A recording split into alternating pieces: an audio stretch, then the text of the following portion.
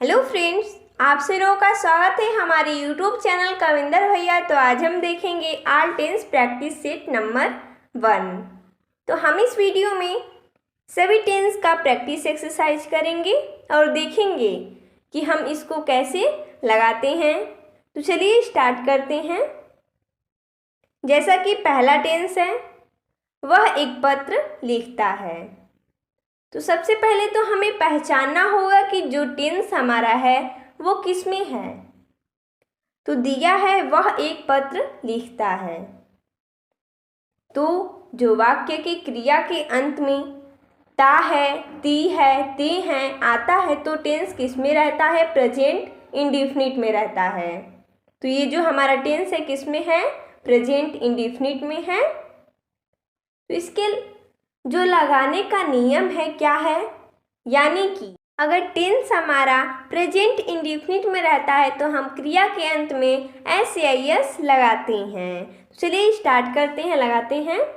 जैसा कि है वह एक पत्र लिखता है, तो वह का हो जाएगा ही, लिखना का होता है राइट, एक वचन है तो हो जाएगा राइट्स। एक पत्र लिख रहा है तो a letter, he writes a letter.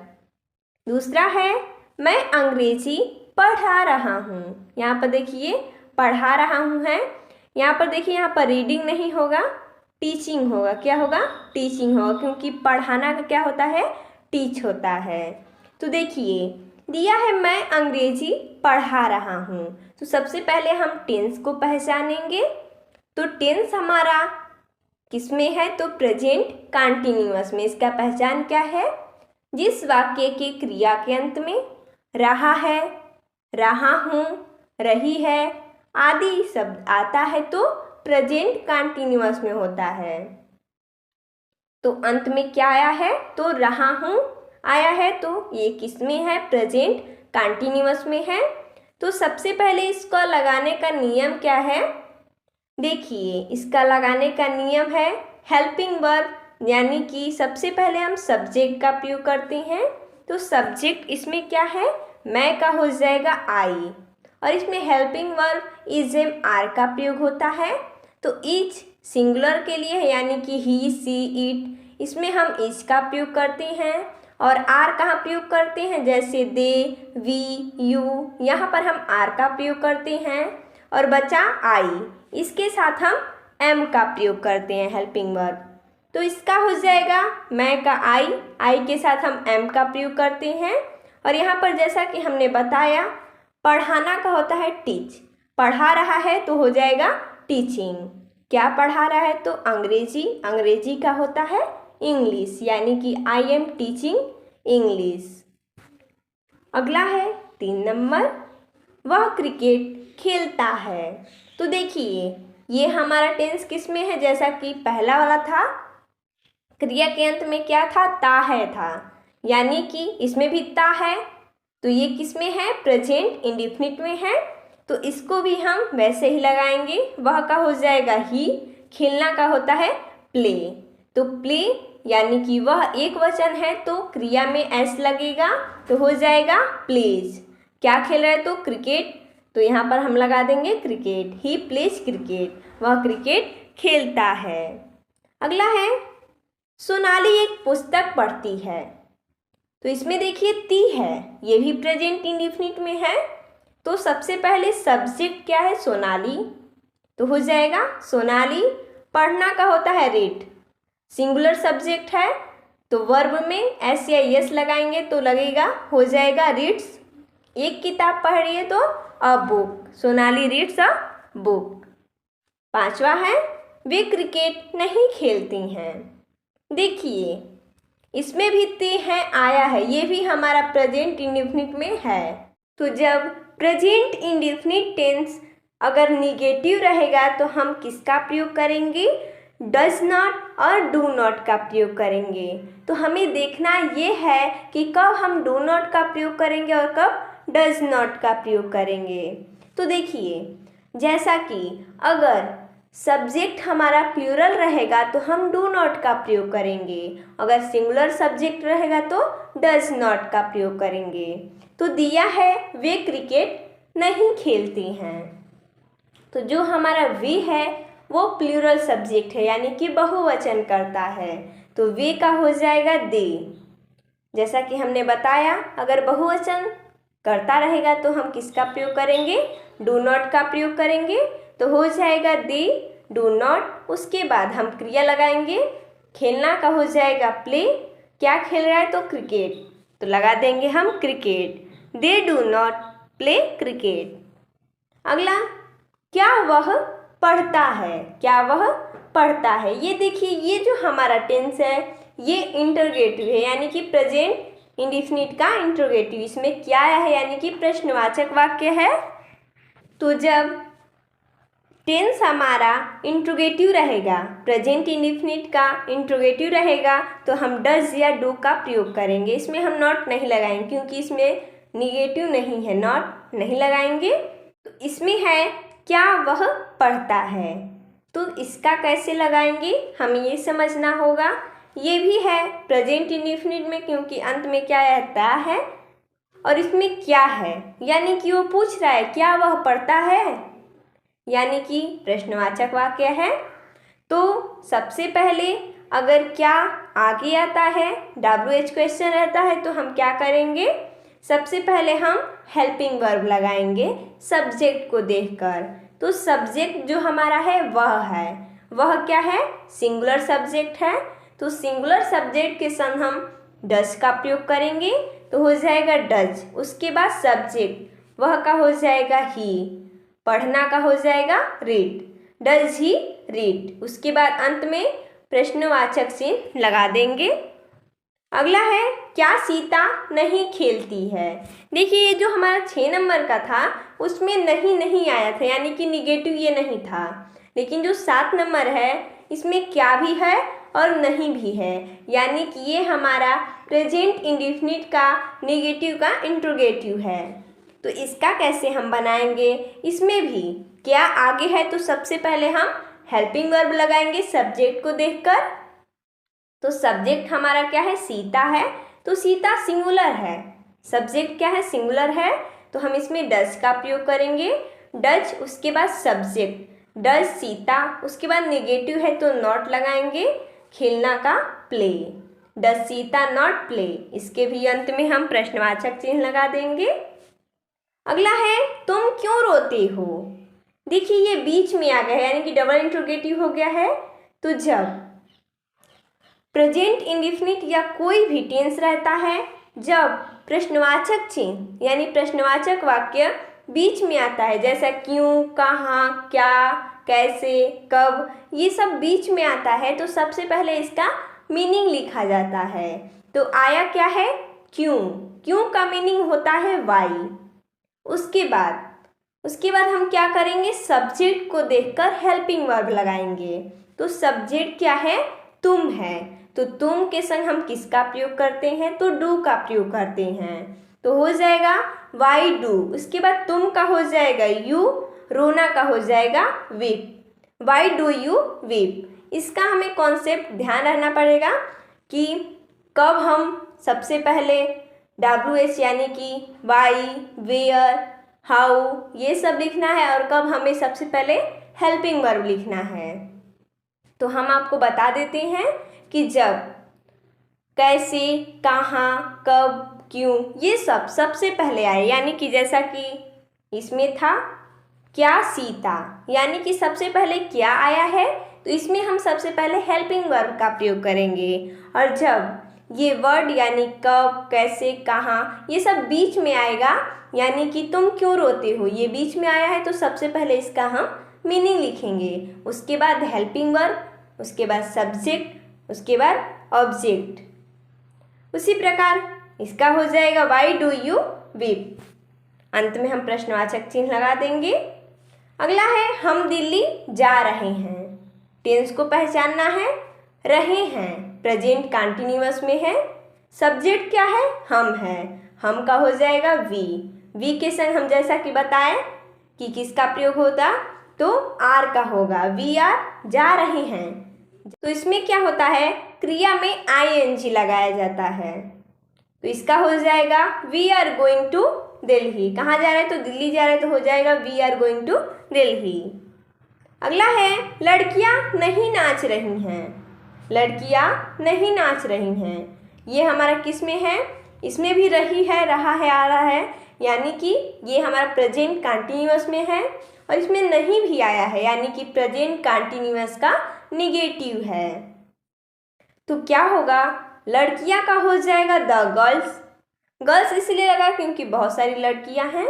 The girls. उसके बाद आप तो बोलेंगे यहाँ पर ना ही वी है ना ही दे है, तो इसमें आर क्यों लग रहा है? तो देखिए, जो हमारा सब्जेक्ट है वो प्लूरल है, इसलिए हम यहाँ पर आर का प्रयोग किए हैं। तो द गर्ल्स आर। उसके बाद नहीं है यानी कि निगेटिव है, तो नॉट का प्रयोग करेंगे। नाचना का हो जाएगा डांस। तो जैसा कि हमने बताया कि जब टेंस प्रेजेंट कंटिन्यूअस में रहता है तो वर्ब में क्या लगता है? आईएनजी जुड़ जाता है, तो हो जाएगा dancing. The girls are not dancing. अगला है क्या मैं एक आम खा रही हूँ? तो मैं ही पूछ रही हूँ, क्या मैं एक आम खा रही हूँ? क्वेश्चन है, यानी कि पूछ रहा है कोई। तो देखिए, इसमें जैसा कि हमने बताया कि जब कब, कहाँ, क्या, कैसे, ये जो वर्ड है ये आगे आता है तो हम सबसे पहले हेल्पिंग वर्ब लगाते हैं, और जब बीच में आता है तो सबसे पहले उसका मीनिंग लगाते हैं। तो इसमें आगे आया है तो सबसे पहले सब्जेक्ट को देखकर हेल्पिंग वर्ब लगाएंगे। तो सब्जेक्ट क्या है? मैं।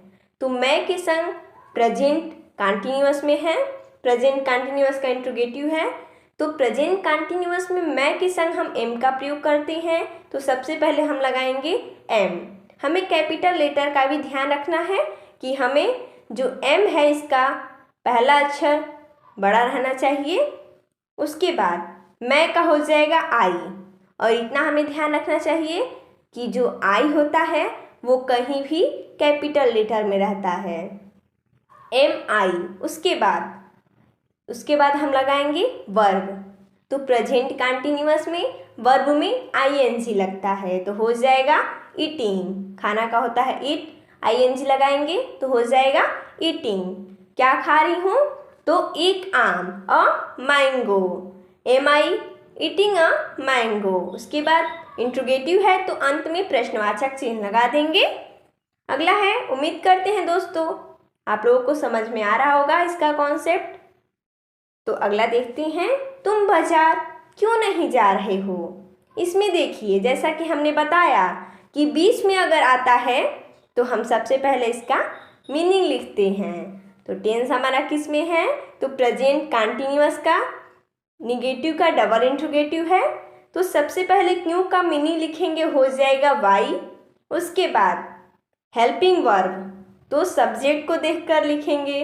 तो सब्जेक्ट क्या है? तुम है, तो तुम का हेल्पिंग वर्ब क्या होता है? प्रेजेंट कंटिन्यूअस में तो आर होता है, हम आर लगाते हैं यू के संग, तो हो जाएगा वाई आर। उसके बाद सब्जेक्ट यानी कि कर्ता, तुम है तो हो जाएगा यू।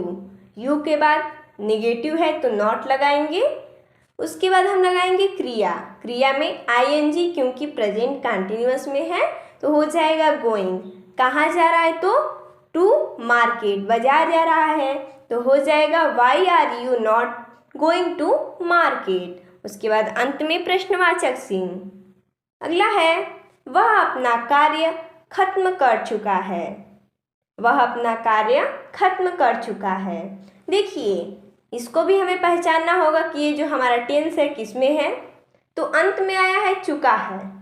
तो जब वाक्य के अंत में चुका है, चुकी है, चुके हैं आदि शब्द आता है तो प्रेजेंट परफेक्ट टेंस में होता है। तो आया है चुका है, तो सबसे पहले हम देखेंगे कि जब चुका है, चुके हैं, चुकी है आता है तो हम इसमें लगाते क्या हैं? तो देखिए, वह यानी कि एक वचन यानी ही, सी, इट आता है तो हम इसमें हैज का प्रयोग करते हैं और वर्ब का थर्ड फॉर्म लगाते हैं। अगर आई, दे, वी, यू ये सब आता है तो हम किसका प्रयोग करते हैं? हैव का प्रयोग करते हैं। और वर्ब का थर्ड फॉर्म ही लगाते हैं। तो इसका हम कैसे बनाएंगे? दिया है वह अपना कार्य खत्म कर चुका है। तो सबसे पहले सब्जेक्ट को देखेंगे, वह है यानी कि एक वचन है तो ही होगा, वह का हो जाएगा ही। उसके बाद हेल्पिंग वर्ब क्या लगेगा? हैज़ लगेगा। क्यों लगेगा? सिंगुलर सब्जेक्ट है। उसके बाद खत्म कर चुका, जैसा कि खत्म करना का होता है फिनिश, लेकिन जैसा कि हमने बताया कि क्रिया का थर्ड फॉर्म लगेगा यानी कि वर्ब का थर्ड फॉर्म लगेगा तो हो जाएगा फिनिश्ड। अपना कार्य, तो वह है तो अपना का लगेगा हिज, कार्य का हो जाएगा work. He has finished his work. अगला है सोनम खाना पका चुकी है। ये भी हमारा उसी में है क्योंकि चुकी है आया है, तो इसमें भी हम हैज या हैव का प्रयोग करेंगे सब्जेक्ट को देखकर। तो सोनम सिंगुलर सब्जेक्ट है तो इसमें हम हैज का प्रयोग करेंगे। तो सोनम का हो जाएगा सोनम। उसके बाद हैज, पकाना का होता है कुक। लेकिन जैसा कि हमने बताया कि अगर टेंस हमारा प्रेजेंट परफेक्ट में रहता है तो वर्ब का थर्ड फॉर्म लगता है तो हो जाएगा कुकड, खाना का हो जाएगा food. Sonam has cooked food. अगला है क्या बच्चे सो चुके हैं? तो देखिए ये भी हमारा टेंस उसी में है, चुका है चुकी है आया है, लेकिन इसमें देखिए क्या आया है यानी कि क्या कब कैसे, जैसा कि हमने बताया उसी पर ये सब है। तो क्या आ गया है तो सबसे पहले हम हेल्पिंग वर्ब लगाएंगे।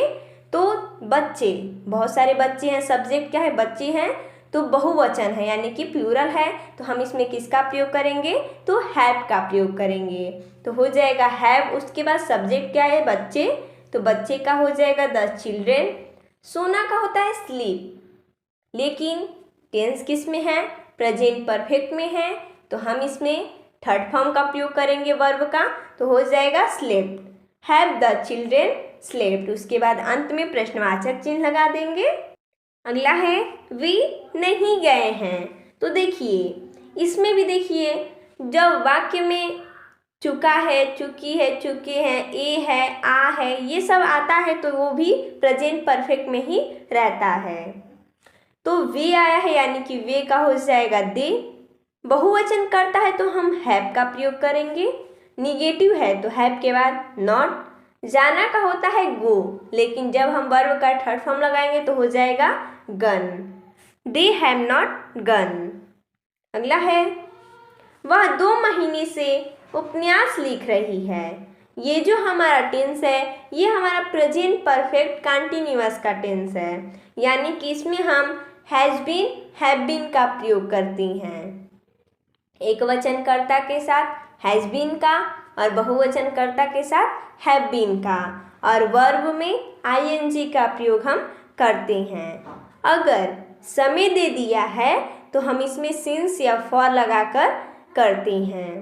तो जैसा कि वह 2 महीने से, टाइम है 2 महीने से यानी कि सिंस या फॉर का प्रयोग करेंगे। उपन्यास लिख रही है तो वह का हो जाएगा, देखिए यहाँ पर रही है यानी कि कोई स्त्री है तो सी का प्रयोग करेंगे तो हो जाएगा सी। उसके बाद सिंगुलर सब्जेक्ट है तो हैज बीन का प्रयोग करेंगे। लिख रही है तो लिखना का होता है राइट, आईएनजी लगाएंगे तो हो जाएगा राइटिंग। क्या लिख रही है? तो उपन्यास, राइटिंग द नोवेल। नोवेल होता है उपन्यास का। उसके बाद जैसा कि हमने बताया कि टाइम दिया होता है तो सिंस या फॉर का प्रयोग हम करते हैं। तो 2 महीने से है तो for 2 months. She has been writing the novel for 2 months. अगला है लड़के 2 घंटे से घुड़सवारी नहीं कर रहे हैं। तो जो लड़के हैं तो हो जाएगा लड़के का द बॉयज। उसके बाद प्लूरल सब्जेक्ट है तो हैव का प्रयोग करेंगे। दिया है इसमें नहीं यानी कि नेगेटिव है तो हैव के बाद हम नॉट का प्रयोग करेंगे, उसके बाद ही बीन लगाएंगे। नेगेटिव रहेगा तो हैव और नॉट के बीच यानी कि हैव और बीन के बीच नॉट लगेगा। The boys have not been. उसके बाद घुड़सवारी का होता है राइडिंग हॉर्स, 2 घंटे से फॉर 2 आवर्स यानी इसका हो जाएगा the boys have not been riding horse for 2 hours. अगला है क्या वे 3 घंटे से अंग्रेजी पढ़ रहे हैं? तो देखिए इसमें जो हमारा है क्या आ गया है, तो जैसे कि हमने बताया कि हेल्पिंग वर्ब सबसे पहले लगेगा, तो वे यानी कि बहुवचन सब्जेक्ट है यानी कि बहुवचन करता है, तो हम किसका प्रयोग करेंगे, हैव बीन का प्रयोग करेंगे, तो लगाएंगे हैव। उसके बाद सब्जेक्ट क्या है, दे यानी कि वे है, तो दे का प्रयोग करेंगे। उसके बाद बीन लगाएंगे। अगर यहाँ पर निगेटिव रहता तो सब्जेक्ट के बाद नॉट लगाते, उसके बाद ही बीन लगाते हैं। नॉट के बाद बीन लगाना, अगर नहीं रहेगा तो नॉट के बाद ही बीन लगाना, हमें ये याद रखना है। तो इसका हो जाएगा हैव दे बीन। उसके बाद यहाँ पर देखिए अंग्रेजी पढ़ रहे हैं, तो यहाँ पर हो जाएगा पढ़ रहे का रीडिंग, अंग्रेजी का हो जाएगा इंग्लिश। दिया है 3 घंटे से, तो हो जाएगा for 3 hours. Have they been reading English for 3 hours. अगला है, ये हमारा लास्ट है, क्या तुषार बचपन से अंग्रेजी नहीं पढ़ रहा है। देखिए इसमें क्या और नहीं दोनों है, यानी कि ये हमारा प्रेजेंट परफेक्ट कंटिन्यूअस का निगेटिव का इंट्रोगेटिव है। तो इसमें हम क्या करेंगे, सबसे पहले तो क्या आ गया है यानी कि हेल्पिंग वर्ब लगाएंगे सबसे पहले, तो सब्जेक्ट को देखेंगे है तुषार यानी कि एक वचन सिंगुलर सब्जेक्ट है, तो हम इसमें किसका प्रयोग करेंगे, हैज बीन का प्रयोग करेंगे। तो सबसे पहले लगाएंगे हैज, उसके बाद तुषार। तो जैसा कि हमने बताया कि अगर नहीं यानी कि नॉट रहेगा तो हमें बीन से पहले नॉट लगाना है, तो हो जाएगा हैज तुषार, उसके बाद नॉट, उसके बाद हम किसका प्रयोग करेंगे, बीन। पढ़ रहा है तो हो जाएगा रीडिंग, अंग्रेजी पढ़ रहा है तो इंग्लिश। बचपन से, तो इसमें हम किसका प्रयोग करेंगे, सिंस का, सिंस चाइल्डहुड, बचपन का होता है चाइल्डहुड। उसके बाद ये हमारा इंट्रोगेटिव है, तो अंत में प्रश्नवाचक चिन्ह लगा देंगे। तो देखिए दोस्तों, हमने इसमें सभी प्रकार के टेंस का एक्सरसाइज देखा। तो आप लोगों को हमारा ये वीडियो कैसा लगा, आप हमें कमेंट करके ज़रूर बताइएगा। धन्यवाद दोस्तों।